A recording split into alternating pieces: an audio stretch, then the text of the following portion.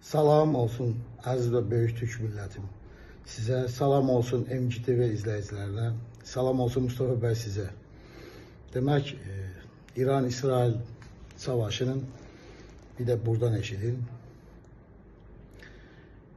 Son günlərdə İran-İsrail savaşından sonra, bu 12 günlük savaştan sonra İsrail'də bütün küçələrdə, sokaklarda, hər yerdə Abram Alyans, yəni İbrahimi İttifak, İbrahimi müqavilə deyilən bir tablo var. O tabloya diqqətlə baxsaq, bu mənə Leonardo da Vinci'nin İsa'nın son şam yeməyini təsəvvür edir. Ortada Trump, solunda Netanyahu, sağında Suudi kralı və bütün Orta Doğu'nun 11 dənə Orta Doğu'nun ölkələri.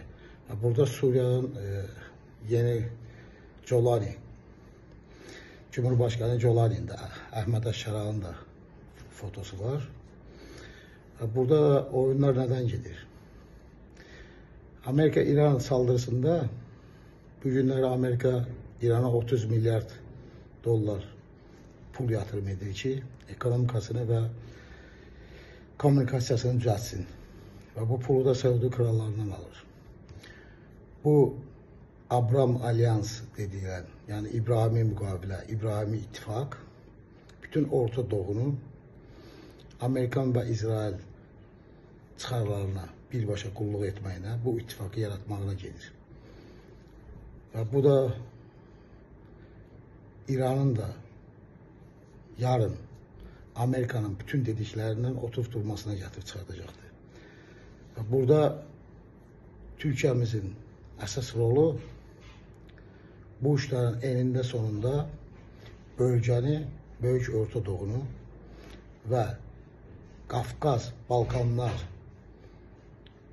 Türkistan bölgesinde hamısını Türkiye'mizin kontroluna verecekler. Ki bunları tam kontrolda saxlasın. Ve Türkiye ve İsrail yeniden ittifaka gedəcəkdir. Bu, baxmayın bu Gazze söhbətləri, bu qışqırmaqlar, bağırmaqlar, bunlar hamısı onun bir tərkib hissəsidir. Suriyada da Jolani'nin gətirib oturulması, Suriyalı mən hər görüşümdə demiştim, kim kontrol edəcəksə, hansı güc kontrol edəcəksə, o da bütün ətraf bölgələri, Mavi dənizi, yəni Ağ dənizi, bütün bölgələri hamısını kontrol edəcəkdir. Və bir gündə Suriyamız Amerika'nın İsrail'in kontrolundadır, tam olarak. Böyük rəsmi görmək lazımdır, nə oyunlar gedir.